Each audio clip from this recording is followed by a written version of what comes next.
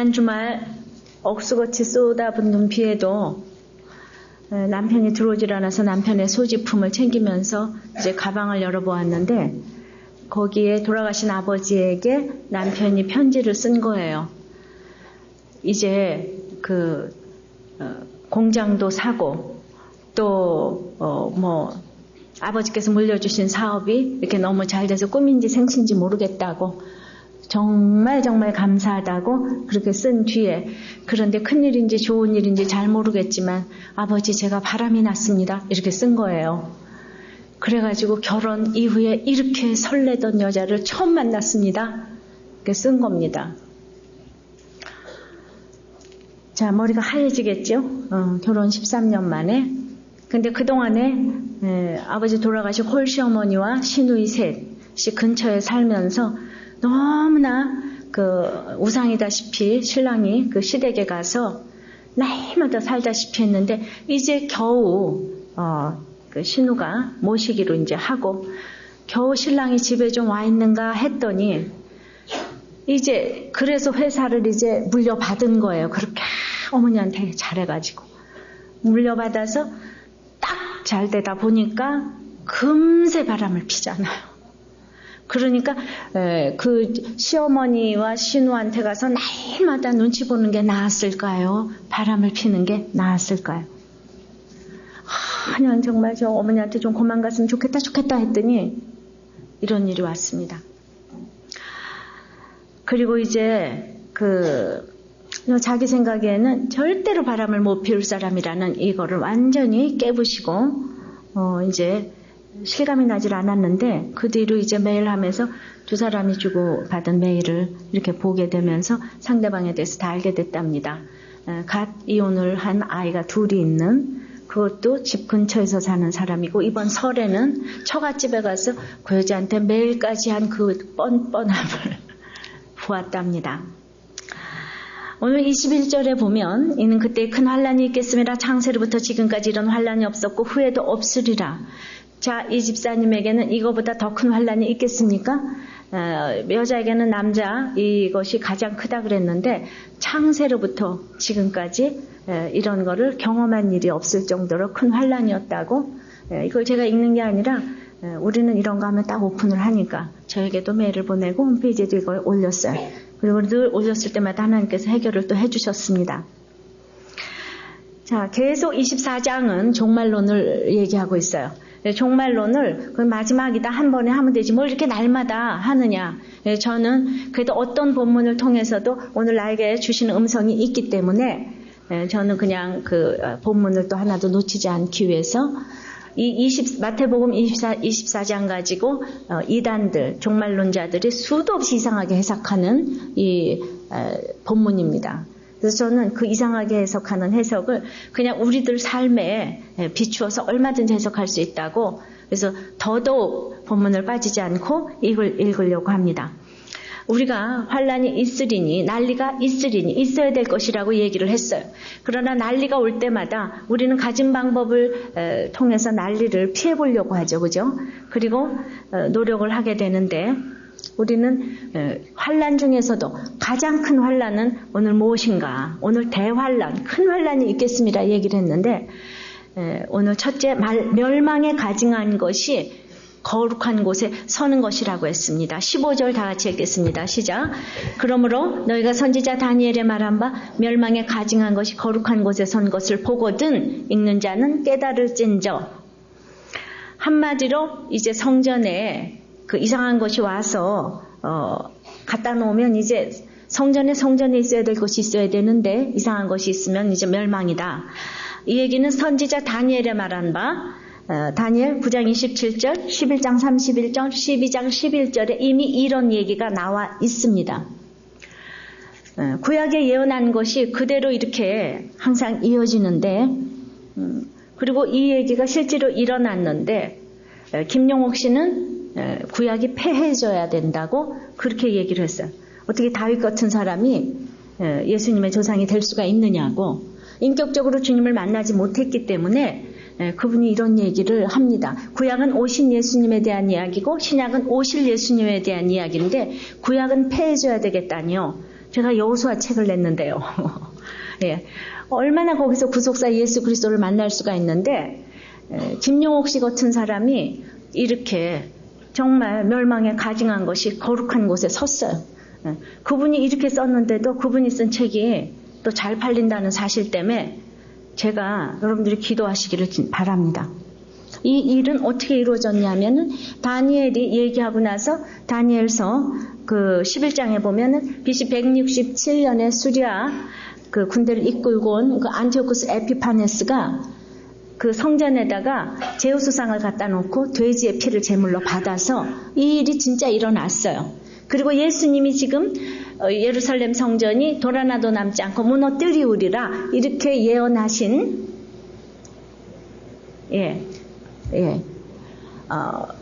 예언하신 한 40년 후에 진짜 여기가 초토화되는 로마군들이 쳐들어와서 초토화되는 그런 일들이 일어났어요. 110만 명이 학살이 되고 이제 10만여 명이 포로로 이제 잡혀갔어요. 강도의 굴혈로 예루살렘 성전이 바뀐 것입니다. 근데 성경을 읽는 자는 깨달을 수 있어야지 되는데 성령이 임해야지 사실 깨달을 수가 있겠죠. 그래서 성경 읽고 큐티하고 이렇게 예배온 결과는 멸망에 가증한 것이 거룩한 곳에 선 것을 이제 볼 수가 있는 거예요. 믿는 사람들이 이 믿는 사람의 이 가장 성전에 가장 더러운 것들이 서는 것, 그것이 무엇일까요? 어떻게 우린 적용할까요? 교회에서 학벌이 판을 치고 지위가 판을 치고 예를 들어서 국회의원들은 재산 공개해서 뭐 드러나면 사표를 내는데 사실 목회자들은 뭐 어떤 잘못 때문에 교회가 분열이 돼도 사표 내는 사람이 없다 그러잖아요. 참 이렇게 거룩한 곳에 섰을 때 이게 가장 큰 환란이라 그러잖아요. 영적인 환란이 가장 큰 건데 교회의 환란이 또 가장 큽니다. 교회 때문에 아파하고 힘들어하는 사람들도 정말 참 많더라고요.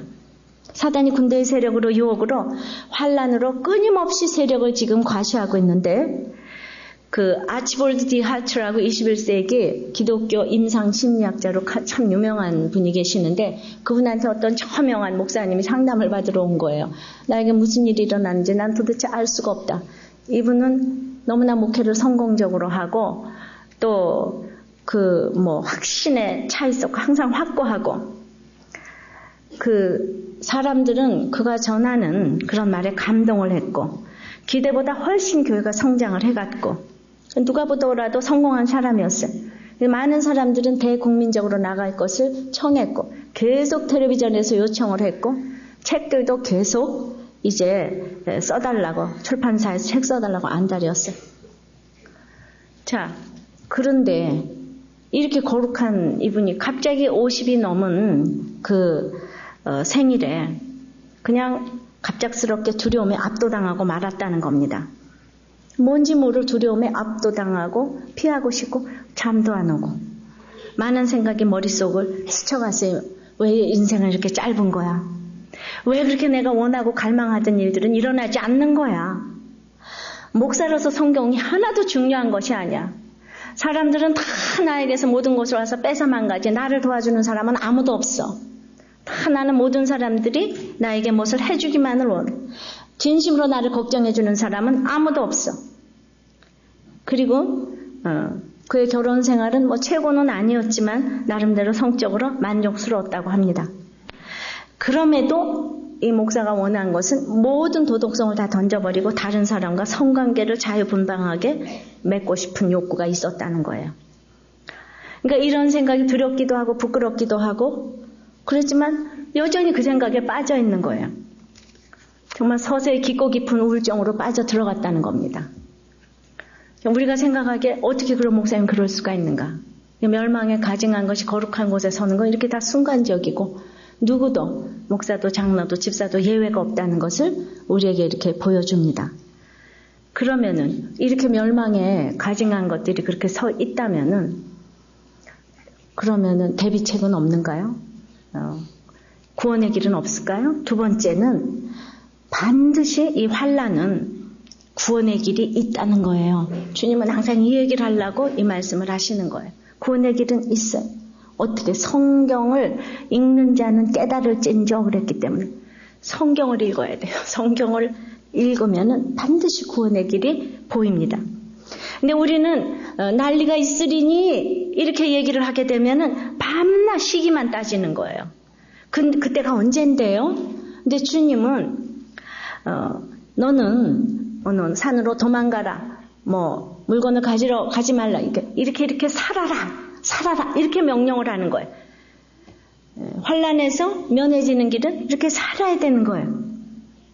그러면서 깨달은 사람은 깨달을진저 그랬기 때문에 깨달은 사람이 할 일이 있고 보여줘야지 될 일이 있다는 거예요. 그리고 갑자기 이렇게 깜깜해졌죠? 예. 갑자기 불을 끄셨어요?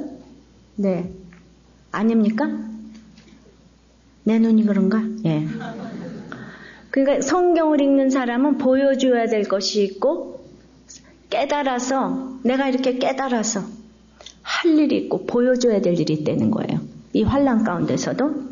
그래서 처음에 빨리 산으로 도망가래요. 16절입니다. 시작.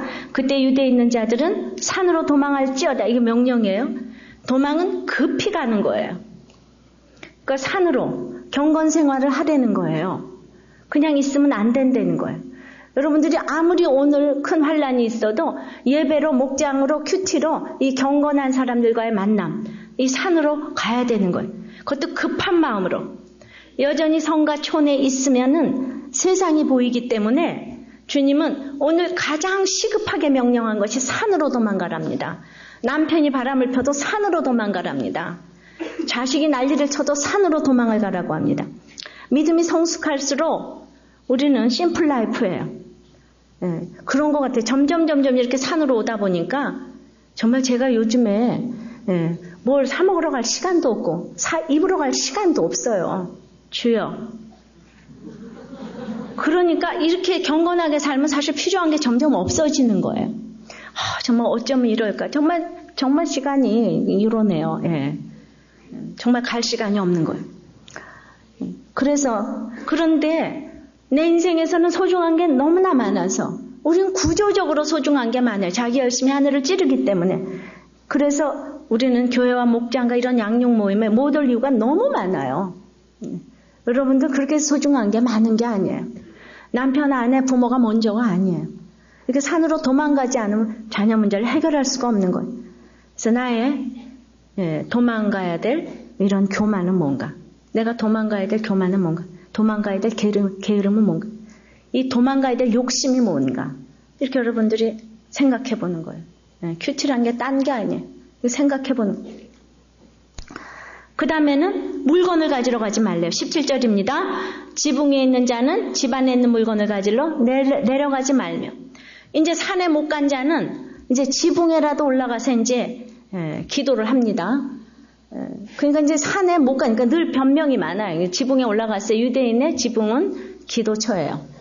그래서 자기 지붕에 올라갔어요. 변명이 많지만은 어쨌든 나는 회사 가느라고 뭐 기도도 못하고 말씀도 못 보고 막 이러지만 어쨌든 회사에서도 기도 처소를 예비하라는 거예요. 일주일 내내 내가 양육을 못 받았을지라도 정말 큐티도 하고 기도처를 예비하라는 겁니다. 기도를 하는데 우리는 그때 물건을 가지러 내려가지 말며 적군이 쳐들어오면 집 안으로 내려가지 말고 밖으로 이어진 외부 계단을 타고 빨리 도망을 가라는 거예요. 근데 집에 있다가는요, 그 안에 물건이 많기 때문에 못 가요. 도망 못 간다니까. 그래서 조금이라도 더 멀리 있어야지 되는데 이렇게 세상과 가까이 있으니까 우리는 기도하다 힘들면 이렇게 세상이 보이기 때문에 세상으로 금세 내려가는 거예요. 환경이 얼마나 중요한지 모릅니다. 그래서 누구는 집에 뭐 텔레비도 다 치우고 책만 쌓아놨다고 애들. 그리고 또 도서관 가까운 동네에서 산다고. 맹모가 따로 없습니다. 환경이 중요해요. 그래서 될 수 있는 대로 하여튼 환경에 접하지 않도록. 자, 여러분들에게 급한 것은 물건이에요? 생명이에요? 내 속에 더러움을 물리치는 거예요? 생명을 보존하는 길입니까? 18절입니다. 밭에 있는 자는 겉옷을 가지러 뒤로 돌이키지 말지어다. 밭에 있는 자는 육신의 생명에 지극히 필요한 겉옷. 밤중이 되면 추워서 겉옷이 없으면 얼어 죽습니다. 그 팔레스타인 날씨가. 그런데 그것도 돌이키지 말고, 그 겉옷도 돌이키지 말고, 겉옷은 또 체면을 말한다고 그랬어요. 내가 환란이 와서 도망가는 주제에 옷 사입고 체면 따리고 그러지 말라는 거예요. 망했으면 망한 대로 사는 게 제일 죽게 합당히 행하는 거예요. 체면 차리지 말라는 겁니다. 그러니까 내가 입시 직장 너무 핑계댈 것이 너무나 많지만은 우리는 산으로 가고 지붕에서 올라가서 기도하고 물건 가지러 내려가지 말고 겉옷 가지러 내려가지 말랍니다. 하지 말라는 것이 이렇게 있고 해야지 될 것은 이제 도망가라는 거. 아주 급히. 오늘 여러분들이 급히 결정해야지 된대. 좀 더 자자, 좀 더 졸자할 시간이 없다고 합니다. 또 연약한 사람은 구원이 될 수가 없어요. 자, 19절입니다. 시작. 그날에는 아이벤 자들과 젖먹이는 자들에게 화가 있으리로다.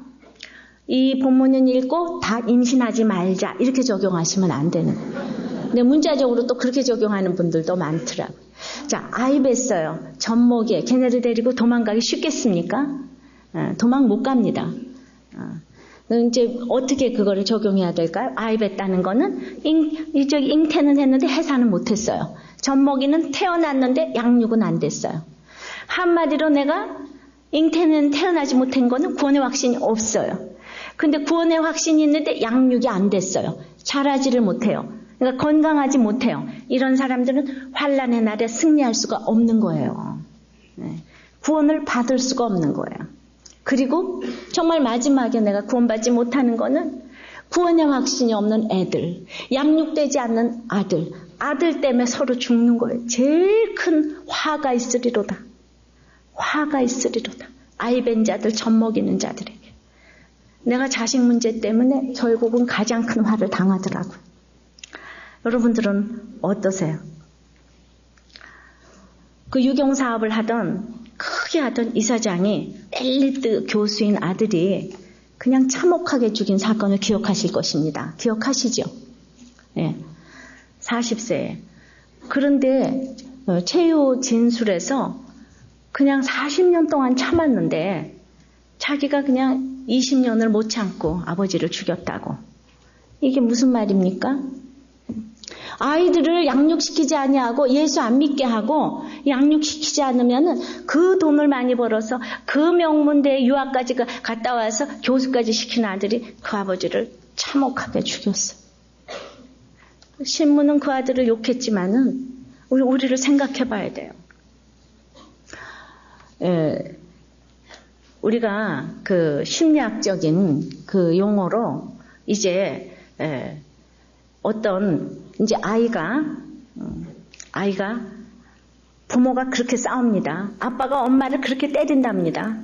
그러면 무의식적으로 너무 무서워서 그게 너무 무섭고 무서운 감정을 딱 느끼고 그 다음에는 아버지에 대해서 살인을 느낀답니다. 살인을 하고 싶답니다. 그런데 자기가 힘이 없잖아요. 못하는 거예요. 그러고 조금 지나고 나서 자기가 아버지를 죽이고 싶었다는 것 때문에 너무 죄책감을 또 가진답니다. 이런 감정들이 날마다 때리는 부모 밑에서 삶에 이게 날마다 이제 억압이 되기 시작하는 거예요. 표출이 되지 못하고. 억압이 됐는데 우리가 정말 냉장고에 음식을 이렇게 해서 먹으려고 놔뒀다가 잊어버리잖아요. 그럼 6개월, 1년 동안 있는 것도 있어요. 그런데 나는 그냥 잊어버렸는데 그게 거기서 썩고 변질이 되기 시작하는 거예요. 근데 그 썩고 변질이 되는 감정이 내 속에 있는 대로 쌓이게 되는 거예요. 그렇게 쌓이다가 그 40년 만에 그 교수가 폭발을 했어요. 그러니까 그러면은 어떻게 해야지 되는가?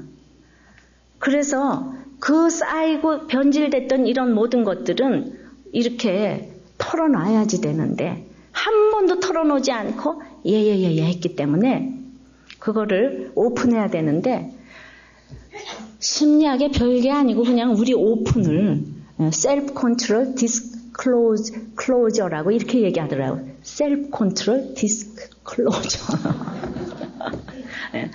저는 성경은 경영학 교과서고 심리학 교과서고 음악 교과서고 미술 교과서 전부 성경만 보면 예, 우리가 이렇게 표현을 합니다. 그러니까 이제 이게 더러운 것들이 이렇게 쌓여 있는데 그 압력밥솥이 그렇게 쌓아놨다가 한 번에 폭발하면 완전 다 죽이잖아요, 사람? 근데 이제 우리가 성경을 보면서 하나씩 오픈하면은 이렇게 치 하면서 하나씩 나오는 거. 예. 그래서 똑같이 상처가 있지만 상처가 하나도 안 되고 사람들은 자기 속에 이 멸망에 가증한 것들이 다 있기 때문에 쌓아놨는데 무의식적으로 다 했는데 누가 그걸 드러내면 너무 공감대가 형성이 딱 돼서 잘난 척하는 사람은 다 싫고 내가 그 기가 막힌 것을 오픈했을 때 너무 시원케 되고 치유가 딱 일어난다는 거예요. 그래서 오픈만 해도 그냥 치유가 되는 거예요. 목장에서 내 얘기만 내놔도 벌써 그게 건강해지는 거예요. 자, 우리들 교회 건강한 교회. 맞죠? 그러니까 어렸을 때부터 이거를 자기의 사건을 해석하고 아이들도 지금 중고등부 뭐 유치부부터 다 나눔하잖아요. 엄마가 어저께 아빠를 때렸어요. 이러면서 막 하잖아요. 예. 나는 그렇게 안 살 거예요. 뭐 이러면서. 그러니까 그런 걸 이렇게 계속 눌러 참는데 기가 막힌 거는 어떤 너무 그냥 주의 정도를 섬기고 선교를 많이 하시고 이렇게 떠받들고 있는 그 어머니가 모두가 우러러보는데 집에 들어와서 온 집 가지고 때린답니다. 막 혁대로 때리고 유리 다 부시고. 그런데 평생을 지금 살아왔는데 아무도 교회에서 그걸 안 믿는데요. 왜냐면 말할 수도 없고. 처음으로 오픈을 작년엔가 누구한테 가서 얘기를 했더니 그럴 리가 없다고 그래. 자기네는 엄마만 없으면 천국이래요. 엄마만 계시면은 지옥이랍니다. 근데 이런 얘기를 못하니까 다 병이 들어가는 거예요. 그래서 그대로 대물림이 되는 거예요. 정말 우리가 셀프 컨트롤 디스클로저가 정말 우리의 그 쉽게 말하면 그냥 오픈인 거예요. 이게 빈 공간 보는 거잖아요. 얼마나 치운지 모릅니다. 여기 우울증 걸리고 힘든 사람들도 다 맨날 오라 그랬는데 치유되는 게 바로 그거예요. 정신과 의사에게 내 얘기하고 돈들 엄청 시간마다 돈 주잖아요. 그죠? 여러분들은 목장 가서 돈 내기 바라요. 네. 그게 그냥 정말 치료하는 거예요.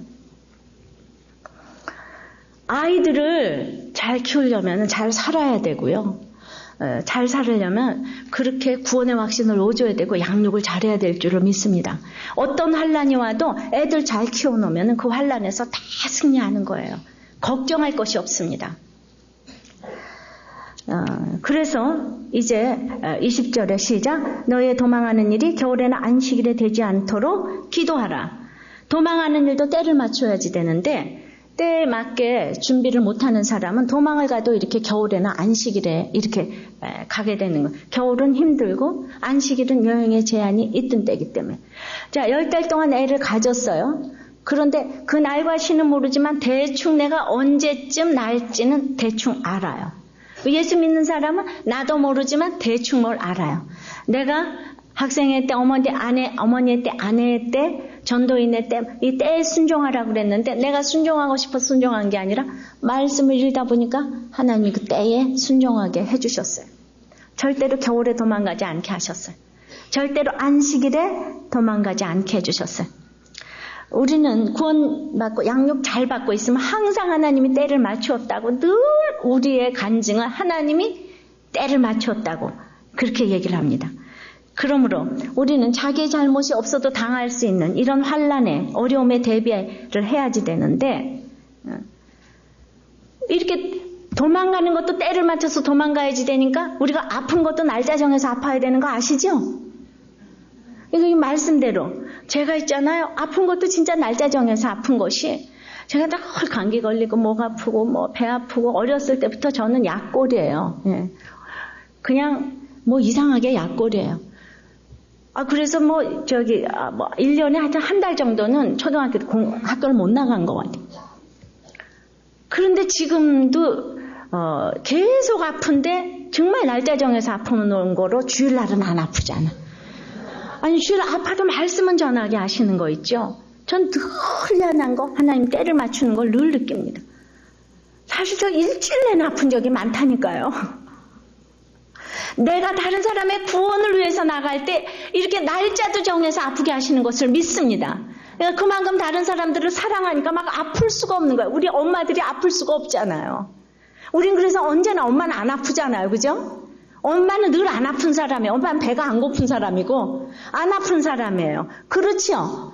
사랑은 정말 희생이라니까요. 그러니까 나는 설교 때문에 잠자야지 되고 설교 때문에 밥 먹어야 되고 그래요. 설교 때문에. 그러니까 이거 여러분들 섬겨야 되기 때문에 할 수 없이 밥을 먹어야 되고 할 수 없이 잠을 자야 되고 억지로 막 이 성전에 가증한 것들을 자꾸 채우는 것들을 멀리하는 거예요. 그러니까 텔레비도 볼 수가 없는 거예요. 저절로 경건하게 산으로 도망가게 그렇게 하나님께서 역사를 하시더란 말입니다. 자, 우리는 그걸 위해서 우리는 20절 마지막에 기도하라 그랬어요. 환난이 구원이 되기 위해서 우리가 기도해야 돼요. 날짜도 정해서 아프도록 기도해야 됩니다.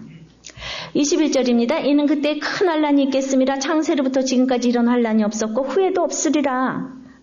진짜 6월절을 유대인들이 아니라 유대인들이 그 주님이 이렇게 40년 후에 일어날 일을 이렇게 미리 알려주셨잖아요. 앞으로 이런 큰 환난이 오겠다. 창세로부터 이런 환난이 없었던 환난이 오겠다 해주셨는데도 불구하고 이 사람들은 이 환난의 날이 왔을 때 도망가지 않았어요. 주님이 무너진다고 분명히 말씀하셨는데도 그때 6월절이 가까운 거로 사람들은 그 화려한 예루살렘 성전에 더 많이 모여들어서 아주 많은 사람들로 들끓었기 때문에 피해가 더 많았어요. 예수님이 부활하신 지 40년이 지났음에도 불구하고 예수님 믿는 사람 아무도 없어요. 여전히 월삭과 절기와 안식일과 이런 거 지키는데 혈안이 돼가지고 멸망에 가증한 것이 섰다는 것은 정말 예수 열심히 믿는 사람들이 제일 무섭다니까요. 교회 열심히 다니는 사람들이 제일 무섭다니까. 결국은 그 성 안에서 굶어 죽었어요. 사람들이. 로마 사람들은 그렇게 별로 전쟁도 안 하고 굴복시켰어요. 밖에서 총칼 차고 지키고. 110만 명이 굶어 죽었어요. 자식을 잡아먹는 일까지 했어요. 이 사람들이. 유대인들이. 마침내 항복을 했는데 그렇게 많이 죽었어요. 10만 명이 포로가 됐어요. 이 일이 왜 일어났겠어요? 여러분들 이 환란이 왜 일어났겠어요? 우리 마태복음 1장부터 24장까지 지금 계속 읽어오고 있어요. 왜 일어났어요? 대제사장 서기관, 백성의 장로, 이 사람들이 예수님 말 들었어요? 전혀 안 들었잖아요. 예수님 조롱했잖아요. 핍박했잖아요. 이제 조금 있다는 십자가에 박을 예정이잖아요. 이러니까 결국은 이 환란은 이 유대인들의 삶의 결론인 거예요. 유대인들의 살아온 날의 결론인 거예요. 이 환란은. 우리 인생에 우연히 일어나는 일 하나도 없다니까요. 그러므로 이런 본문을 보면서 너무나 말을 안 들으니까 내가 믿음의 자손인데 안 믿는 자가 내 옆에 있으면은 나는 그 안 믿는 자에게 밟혀서 그 안 믿는 자가 돌아오기까지 우리는 환란을 겪을 수밖에 없는 거예요. 잘 들으세요. 그저 내가 믿는 자예요. 안 믿는 자가 내 옆에 있어요. 그러면 나는 그 안 믿는 자에게 밟혀서 그가 돌아오기까지 환란을 겪어야 돼요. 그 환란에서 도망가시면 안 돼요. 산으로 도망가야지 환란에서 도망가시면 안 돼요. 그러니까 이분이 그냥 남편이 바람 핀다는 사실을 알고 창세일에 고난을 받았어요. 그날 탁 자기 차를 두고 그 여자의 차를 타고는 딸아이의 핸드폰을 사들고 탁 집에 들어왔어요. 근데 그동안 들었던 말이 딱 있잖아요. 우리는 딱 있잖아요. 이때를 지혜롭게. 그래서 막 애들 앞에서 얘 탁월한 선택이다. 엄마가 안 사고 아빠가 사기를 너무 잘했어. 정말 아빠는 안목이 있으시다. 이렇게 애들 앞에서 그냥 알면서 모르는 척하며 순간순간 치밀어 오르는 감정과 이 타들어갈 것 같은 마음을 추스려 부드럽게 남편을 대해야 하는 그날 하루는 정말 치열한, 지금까지 한 번도 경험해보지 못한, 내가 정말 십자가에서 죽어야만 살 수가 있다는 말씀을 실감하는 그날이었습니다. 그러니까 이 엄마가 이렇게 십자가에 죽어줘야 되니까 이 환란은 와야만 하는 거잖아요. 이렇게 십자가에서 죽어진 일이 아직까지 없다는 거잖아요. 내가 이렇게 예수 열심히 믿고 이러는데 온 일들은요, 여러분들 하나도 염려할 거 없어요. 그저 좀 지나면 다 돌아오게 돼 있어요. 염려할 게 없어요. 내가 기도하고 있는데 온 사건 하나님이 왜 책임지시지 않겠습니까? 그러므로 세 번째는 택한 자는 반드시 환난을 감해 주신다는 거예요. 22절입니다. 그날들을 감하지 아니할 것이면 모든 육체가 구원을 얻지 못할 것이나 그러나 택하신 자들을 위하여 그날들을 감하시리라. 우리는 문자적으로도 예수님 때문에 고난당하는 것은 주님께서 고통을 감해 주셔서 그래서 순교도 할 수 있어요. 저는 그것을 믿습니다. 똑같은 고통인데도 육에 속한 자는 환난의 고통이 감해질 수가 없어요. 그러니까 성령에 속한 자는 감해질 수가 있어요. 택한 영혼은 생명이 있기 때문에 죽음의 세력에서 해방되기 때문에 고통이 감해지는 거예요. 환난의 강도와 기간과 대상을 정하시는 분은 오직 하나님 한 분이에요. 환난의 대상이 그 여자가 아니라니까요. 그 여자를 남편이 정한 게 아니라니까요. 뭐라고요? 환난의 대상과 기간과 강도를 정하신 분은 오직 하나님. 남편이 내게 고난을 주는 거 아니라니까요. 재물이 없어서 고난이 아니라니까요. 극심한 환난의 때를 당하여서도 택한 자는 반드시 감싸주시고 긍휼을 베풀어 주시고 감해 주신다고. 예레미야도 에스겔도 다니엘도 똑같이 포로를 갔지만은 에스겔에게 여호와의 말씀이 임했기 때문에 여호와의 권능이 임했다 그랬지 않아요? 똑같이 포로 갔어요. 똑같이 인분으로 떡해 먹어요. 떡을 구워 먹어요. 벙어리 돼요. 집 밖으로 나가지 말아요. 근데 말씀 임한 사람은 여호와의 권능이 있기 때문에 환난의 날들이 감해지는 것입니다. 그래서 예루살렘 성이 불타도 불사람을 당하지 않는 거예요. 근데 진짜 이 일이 그대로 일어난 것이요. 그때 AD 70년에 로마가 쳐들어왔을 때 유대인들이 처참하게 죽었잖아요. 그런데 예수 믿었던 이 십자가의 나사렛 예수, 목수 예수를 믿었던 그 세리, 창기, 귀신 들린 자, 문둥병자들 있잖아요. 이 사람들 진짜 예수 믿었던 사람들은 한 사람도 안 죽었다는 거예요. 이 사람들은 이 말씀을 유념해서 기억하고 있잖아요.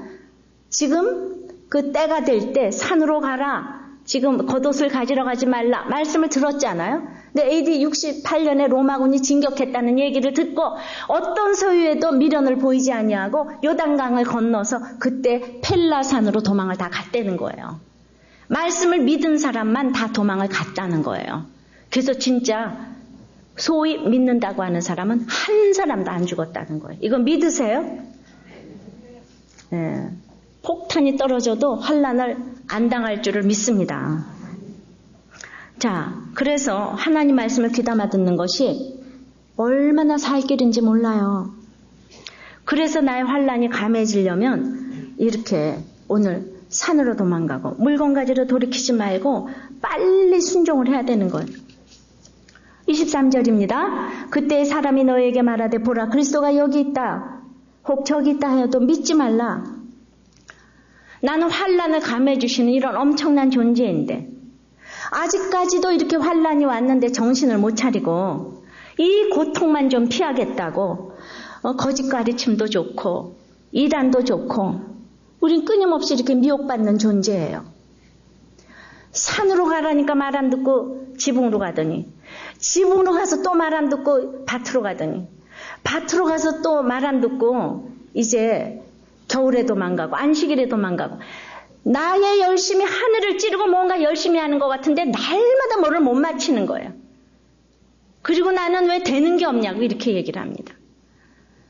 근데 똑같은 환경에서도 에스겔은 되는 일만 많잖아요. 여러분들 오늘 모든 분들이 와서 나는 왜 되는 게 없느냐? 나는 왜 뭐가 이렇게 되는 일이 없느냐? 그건 여러분들이 진짜 아직도 환난이 뭔지를 지금 모르시고 유대인들, 바리새인들처럼 처참하게 지금 죽을 수밖에 없는 길을 걸어가기 때문이에요. 우리는 바람 나면 여자가 끊어지고 돌아오는 것이 감해주는 것이 아니에요. 부도가 났을 때 돈이 생기는 것이 감해주는 것이 아니에요. 주식이 잘 되는 것이 감해주는 것이 아니라니까요. 내 환난의 날들이 감해지는 것은 당장 내가 경건하게 살기 시작하는 것이 감해지는 최고의 비결이에요. 그래서 빨리 예배 보기 시작하고 목장에 가기 시작하고 큐티 시작하고 이렇게 하면 눈에 띄게 감해지기 시작해요. 압력밥솥이 치 하는 것처럼. 네. 환경으로 절대로 감해지는 게 아니에요. 그러니까 이분도 말씀이 있어서 제가 이걸 왜 읽겠어요? 이분도 말씀이 있으니까 당장이 창세 이래로 이런 환란이 없었지만은 당장 말씀으로 그날서부터 사실 첫날은 한숨도 잘 수가 없었지만은 당장 골로새서 지난주 큐티 본문으로 골로새서 2장 16절 23절까지 부부간에도 에로스적 사랑이 아닌 온전한 아가페적 사랑을 하라고. 사랑은 두려움이 없다. 이 말씀을 들었고 용서하고 사랑하고 지쳐 한 몸으로 평강하고 감사하는 자로. 그러니까 수요일 말씀은 골로새서 3장 12절에 4장 1절. 남편에게 복종의 언어로 살아야 된다. 그 복종의 언어가 안 되었던 저의 완악한 모습이 보였고 눈물을 쏟아내며 삶에서 성령의 열매를 맺지 못하고 남편을 냉담하게 대했던 저의 죄를 회개했습니다. 어찌할 바를 알지 못하는 주님 오늘도 말씀과 지체를 통해서 때를 쫓는 언행의 지혜를 주셨대요. 그 새벽 기도를 이제 또 며칠 갔어요. 힘드니까. 힘들어야 갑니다. 이렇게. 그러니까 남편이 도대체 왜 새벽 기도를 다니는 거야? 인상을 쓰며 물어서 전 또 목자님께 코치받은 그대로 내 인생에 아주 중요한 문제가 생겨서 응답받을 때까지 다녀야 돼요. 이렇게 얘기를 했어요. 절대로 당신의 발 앞에서 이런 얘기 안 했습니다. 그러니까 남편이 놀라가지고 텔레비전 꺼버리고 방으로 들어가 버렸답니다. 그 다음날에 1박 2일로 또 출장을 갔다 온다 그래서 못하고 가는데요. 왜 가는데요? 근데 어제는 왜 차를 두고 왔어요? 왜 물었더니 신경질적으로 난 당신한테 전혀 미련이 없거든? 나한테 관심 갖지 마. 아니 왜 이러는 거야? 저는 남편에게 어떻게 관심을 안 가질 수가 있겠어요. 근데 내가 관심 갖는 거에 미련이 없다는 말을 왜 하죠? 이랬더니 막 당황을 하면서 난 당신한테 바라는 게 없다고! 그랬답니다. 집을 나서는 남편에게 전에 알고 있던 교회의 사람의 남편이 이혼녀랑 바람이 나서 그 집안이 말이 아니에요. 이렇게 얘기를 했더니 막 놀라서 소스라치게 쳐다본데 엘리베이터를 탔으니까 나도 바람 났어. 그러면서 쫙 닫혔답니다. 그냥 참으로 왜 이런 얘기를 하는지 남편은 뒷수습이 곤란했던지 이렇게 큰 소리치는 남편의 모습에서 다시 한번 무너져 내리며 평강을 잃었지만은 죽기로 했다가 또 깨어난 제 모습을 보았고 또 사건을 묵상하면서 그 다음에는 이제 둘이 갔으면 어떡하지? 이게 또 걱정인 거예요. 그죠? 네. 그러나 또 옆에서 우리 목장 식구들 다 그냥 와글와글 떠듭니다. 물불의 사건을 건너온 지체로부터 오래 참음과 견디고 죽어지는 일들이 결코 손해보는 일이 아니에요. 이렇게 또 조언을 해줍니다. 나는 정말 자신있게 그 얘기를 해줄 수가 있어요. 땅에 사라질 것들이 아니라 내 안에 임하게 되는 그 누구도 뺏어갈 수 없는 엄청난 축복과 하늘나라의 부활은 정말 상상할 수 없는 것이에요. 이렇게 얘기해 줄 수 있는 사람이 옆에 있어요? 자기는 한 사람도 다른 길로 가라 그랬으면 갈 텐데 목사님부터 그냥 모두 입만 열면 이렇게 얘기를 해대는 바람에 힘들 때 중보를 요청하라고 그래서 요청을 했어요. 그러니까 요동하던 제게 또 말씀으로 다시 돌아오고 믿음의 새로운 힘을 주고 이렇게 하나님께서 환난을 또 감해 주시는 거. 하루하루 말씀으로 살라. 그러니까 그냥 지금 칼끝같이 긴장하면서 사는 거예요. 그러니까 어떻게 하면은 내가 거룩해질까를 지금 남편이 얼마나 수고하는지 아세요? 갑자기 사랑이 샘솟고 너무 잘하게 되고 언행이 그냥 부드러워지고 여보 옛날 여보 이러네 여보 배 고프세요 뭐 이러고 신비한 표정을 막 짓고 얼굴에 물가운데로 들어가도 사르지 않는 그 표정을 딱 짓고 알았어요 이러고 왜 그래 이러지 않고 알았어요 이러고 이게 환난이 감해지는 거지 남편이 돌아오는 게 감해지는 게 아니라니까요. 아유 그 여자하고 놀다가 돌아오라고 그냥 기다리면 돼요. 예.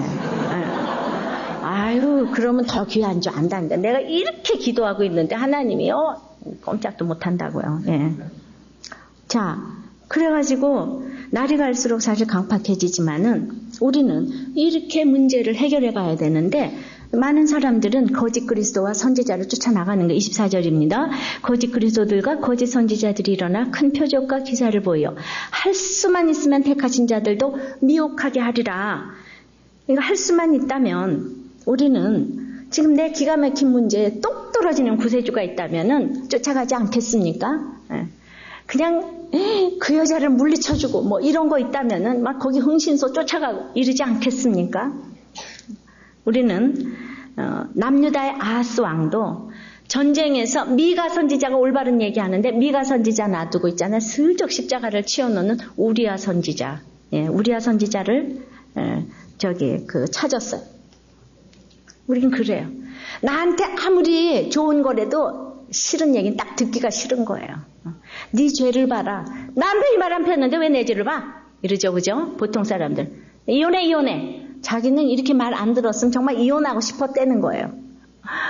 근데 모두가 이렇게 얘기를 해주니까 그냥 한순간에 그냥 납작 엎드려지는, 그리고 절대로 이혼을 안 하고 갑자기 그냥 남편의 영혼을 위해서 그냥 애통하는 마음이 생기고 애통하는 마음이 안 생겼었는데 애통하는 마음이 생기고, 그러니까 그냥 전혀 다른 마음을 이렇게 지금 경험케 되는 거예요. 그래서 제가 수고한다는 얘기를 하는 거예요. 구원 때문에. 그래서 25절에 보라 내가 너에게 미리 말하였노라. 그래서 미리, 복음은 장차받을 환난이라고 제가 그렇게 얘기하잖아요. 장차받을 환난을 내가 미리 예방조사를 맞았더니 지금 왔는데 쬐끔 아프고 만 거예요. 지금 쬐끔 아프고 만 거예요. 예방주사 맞아도 우리가 조금 아프다니까요. 그런데 그냥 넘어지면 대형사고 난다 그랬죠. 얼음판에서 가만히 예비하고 있다가 예비하지 않고 있다가 꽈당 넘어지면은 그냥 죽는 거예요. 그런데 안 넘어진다 이러면 절대로 대형사고 안 나. 그러면 벌써 이렇게 팔로 딱 이렇게 붙잡잖아. 안 넘어진다. 0.1초 차이에도 그 생각만 안 넘어진. 절대로 대형사고 안 난다니까요. 큐티는 이 장차 받을 환난을 예비하는 예방주사. 할렐루야. 예. 그래서 이제 그러면 사람들이 26절 너에게 말하되 보라 그리스도가 강야에 있다 해도 나가지 말고 보라 골방에 있다 해도 믿지 말라. 사람의 아들로 오신 그러니까 우리가 성경을 지금 이제 꾸준히 잘 읽어 나가면은 아무리 기적과 환상 얘기를 해도 분별이 돼요. 광야 그리스도에게도 나가지 아니하고 골방 그리스도도 믿지 않아요.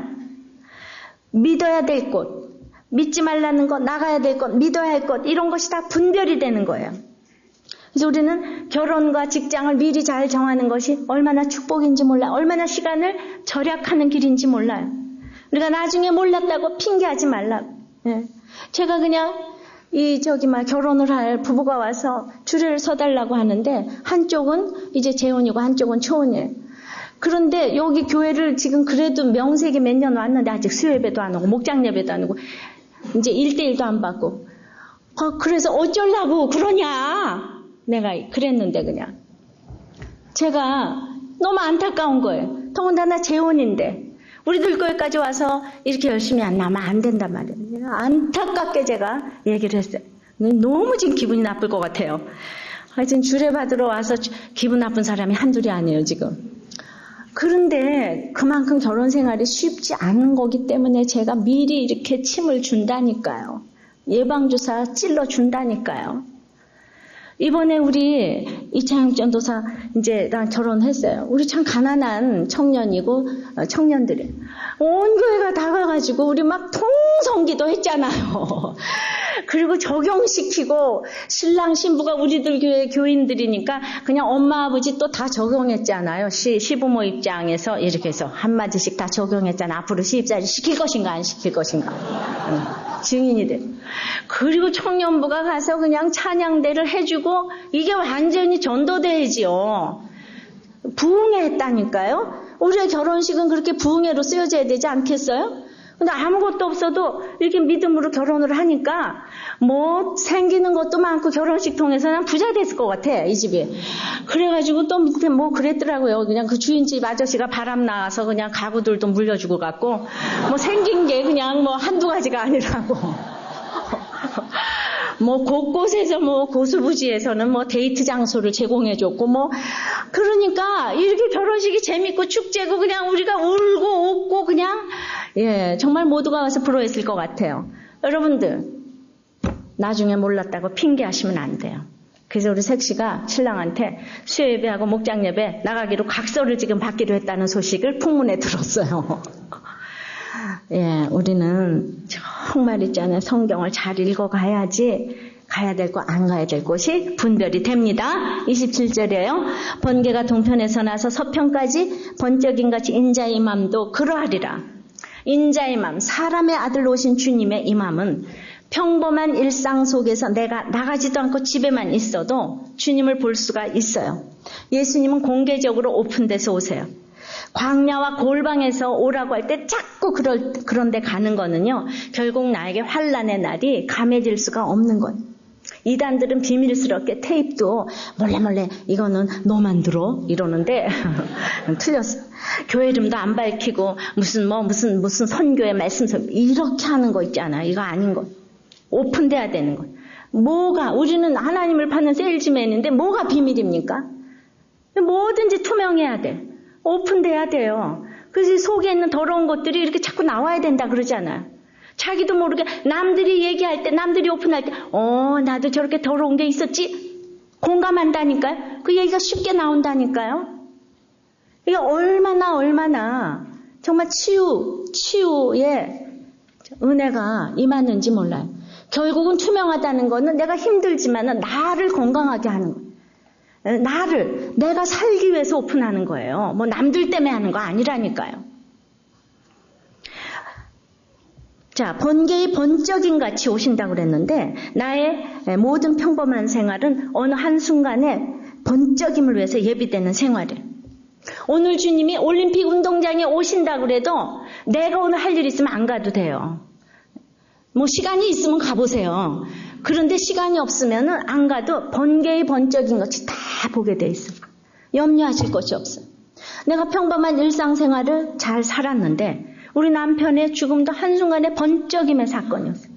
그런데 남편의 구원을 전 세계가 다 알게 하셨어요. 구원을 받으면 나도 알고 남이 반드시 알게 돼 있어요. 모르는 구원은 없다니까요. 그러면 가만히 있어도 구원받은 소식은 쫙 들려요. 네가 구원받았는지 안 받았는지 어떻게 알아? 이렇게 말하는 사람 다 이상한 사람이에요. 구원받은 거 다 알아요. 하나님이 나 알지 네가 어떻게 알아? 아니 한 성령이기 때문에 알게 해주시는 것. 주님의 재림은 장소, 시간 다 초월해서 누구에게나 이렇게 알게 해주시는 것입니다. 28절에 죽음이 있는 곳에는 독수리들이 모일지니라 그랬는데 죄로 죽은 유대인들의 그 심판의 대항자로 로마 군대가 독수리 깃발을 들고 왔어요. 마찬가지로 이제 죄로 죽을 수밖에 없는 이 세상은 독수리가 죽음을 지나치지 않든 주님의 최후 심판은 반드시 이루어진다는 것입니다. 그러나 아무리 독수리가 와서 심판을 하고 다 죽음의 시체를 끌고 가도 사망은 사망으로 모이고 생명은 생명으로 모일 줄을 믿습니다. 아무리 환난을 당해도 택한 자들은 염려할 것이 없습니다. 헬렌 로즈비어라는 아프리카 콩고에서 이렇게 선교한 사역자가 있습니다. 1964년에 그 나라가 역사상 최악의 환란기를 겪고 있던 그 와중에 이 선교사는 자기의 자리를 지켰어요. 많은 선교사들, 서구인들이 그 나라를 떠났습니다. 자신을 위해 최고의 희생을 치르신 구주를 위해서 이제 어떤 희생도 기꺼이 치러야 한다고 믿었습니다. 누군가가 헬렌을 독살하려고 했는데 그걸 개가 먹어서 실패했어요. 그러고도 계속 남아 있었어요. 여성 선교사들이 종종 반군에 의해서 강간을 당했어요. 그래도 남아 있었어요. 자신의 집에 있는 모든 물건들이 다 약탈을 당했어요. 그래도 남아 있었어요. 헬렌이 겁이 없었던 것이 아니에요. 진짜 내 사모하는 주님이 되도록 밤낮 기도, 잠도 못 자고 어느 순간 누가 돌아가지고 내 모든 것을 날 죽일지도 모르고 다 가져갈지도 모르고. 그래서 아까 집사님이 지금 말씀을 보고 승리하지만 하루하루가 주님께로 올인하는 거예요. 그것 때문에 하나님께서 이 사건을 주셨어요. 그러니까 더욱더 하나님을 절대적으로 신뢰하는데 집중을 했습니다. 1964년 8월 15일 토요일 트럭에 탄 군인들이 그녀의 병원에 들이닥쳤어요. 거칠고 잔인하고 완악하고 언어가 위협적이고 입에 주워 담을 수 없는 욕을 하고 모두 겁에 질리게 하고 그냥 반항을 할 수 없이 시키는 대로 할 수밖에 없었는데 그들이 보는 앞에서 그 지방의 추장을 잡아서 산채로 가죽을 벗겼대요. 그리고 그 인육을 앞에서 먹었답니다. 이거 얼마나 끔찍합니까? 그리고 헬렌은 그 자리에서 두들겨 맞고 강간을 있는 대로 당하고 온갖 굴욕을 당하고 그리고는 간신히 살아남아가지고 그 나라를 떠나지 않을 수가 없었어요. 근데 이제 그 본국으로 돌아와서 자기는 물론 이제 그 고통스러운 기간이 있었지만은 자신이 과거보다 훨씬 하나님께 가까이 있음을 알게 됐다는 것이에요. 심지어 전보다 더 깊이 콩고를 사랑하게 됐다는 겁니다. 말할 수 없이 잔혹한 악을 경험했음에도 불구하고 그녀 안에는 어떤 혼란도 남아있지 않았다는 거예요. 그렇게 충성스럽게 하나님을 섬겼는데 왜 자신에게 그런 폭력을 허락하는지 안 따져 물었다는 거예요. 그녀는 마음 깊숙한 곳에서 이렇게 하나님의 음성이 들리는 것을 느꼈대요. 내가 네게 이유를 설명하지 않더라도 이 일에 대하여 너를 믿고 있던 내게 감사할 수 있겠냐 물었대요. 여러분들 환난 가운데서 하나님이 여러분들을 믿으신대요. 내가 너를 믿는다 그러신대요. 아무리 환난이 큰 환난이 오고 대환난이 와도 내가 환난을 너에게 주었는데 나는 너를 믿는다. 나는 너를 믿는다. 여러분들 주님이 여러분들 믿는데요. 어떻게 생각하세요? 울고불고 떠들고 나 죽어 못 살아. 이혼해버려. 네가 인간이냐 이러시겠어요? 하나님의 사랑은 너무 놀랍지 않으세요? 내가 너를 믿는데 여러분들이 모든 환난 가운데서 그 환난의 강도와 기간과 대상을 정하신 분은 하나님이에요. 남편이 아니에요. 자녀가 아니에요. 이웃이 아니에요. 선생님이 아니에요. 형제 친척이 아니라고요. 하나님이 정하셨대요. 그리고 내가 너를 믿는데요. 내가 너를 믿는데요. 이게 믿어지면 환난의 날들이 감해지실 줄을 믿습니다. 우리는 하나님이 내가 너무나 고집이 세고 찔기기 때문에 할 수 없이 하나님께서 큰 환난을 나를 너무 사랑하시기 때문에 주셨다는 것을 믿으세요? 큰 환난이 와서 도망가는 게 문제가 아니라 내가 너무 고집이스럽고 완악하고 그래서 하나님께서 나한테 큰 환난을 허락하신 것이 얼마나 큰 사랑인 줄 아세요? 그런데 이 헬렌 로즈비어 선교사는 남들이 보면 이게 얼마나 큰 환난입니까? 저주받은 거 아닙니까? 그렇게 강간을 당했는데. 그런데 하나님을 신뢰한다잖아요. 그러니까 우리가 눈으로 나타나는 이런 환난이 아닌 거 이제 아셨습니까? 이 모든 환난 가운데서도 여러분들은 이 환난을 넘어서는 그래서 감해서 모든 사람들에게 증거가 되는 여러분들이 되시기를 바랍니다. 말씀을 맺습니다. 큰 환난은 멸망에 가증한 것이 거룩한 곳에 서는 것이라. 수없는 멸망을 가증할 것들이 내 속에서 꿈틀거린다고. 우리는 이 환난에서 구원받기 위해서 빨리 산으로 가야 돼요. 이제 지체할 시간이 없어요. 빨리 결정을 하시래요. 믿음을 결정하시고 예배를 결정하시고 나의 모든 경건 생활을. 그래서 이제 지붕에서 물건 가지러 집 안으로 들어가지 말랍니다. 겉옷 가지러 뒤로 돌이키지 말랍니다. 아이 벤자 젖 먹이는 자들은, 연약한 자들은 화가 있다고 그래요. 그러니까 때도 못 맞춰요. 그러니까 겨울에나 안식일에나 도망하는 일이 없다라고, 오늘 도망하는 일이 없도록 기도하라고 하시잖아요. 내게 큰 환란이 오는 거는 말씀이 안 들리기 때문이에요. 말씀이 안 들리기 때문에. 그래서 말씀이 안 들리니까 내 인생의 결론일 수밖에 없는 것입니다. 이제 택한 자는 그날들을 감해 주신다고 하십니다. 우리가 광야 그리스도, 골방 그리스도에 미혹당하지 말자고요.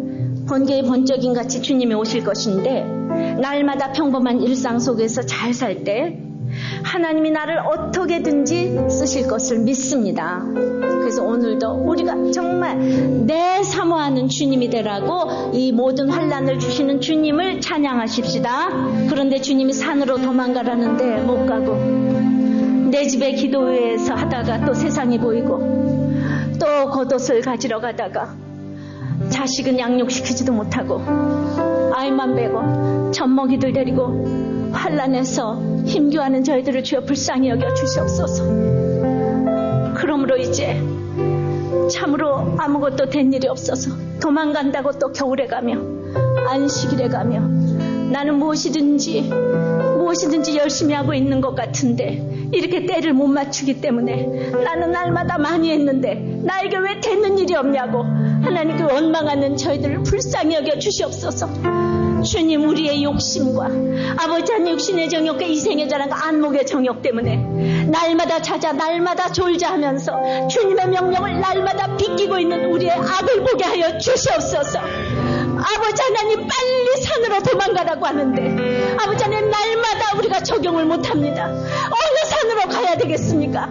아버지 하나님, 내가 지금 무엇이 중요합니까? 내 속에 더러움을 물리치는 게 중요하십니까? 물건이 중요합니까?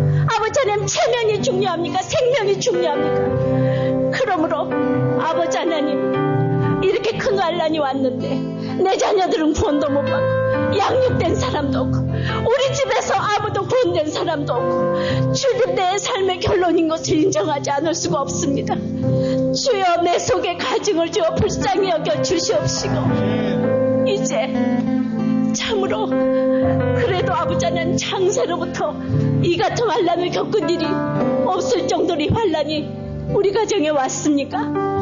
남편이 나갔습니까? 거짓말을 합니까? 부모님이 배신을 했습니까? 자녀가 나갔습니까? 믿을 사람이 없습니까? 견딜 수가 없습니까?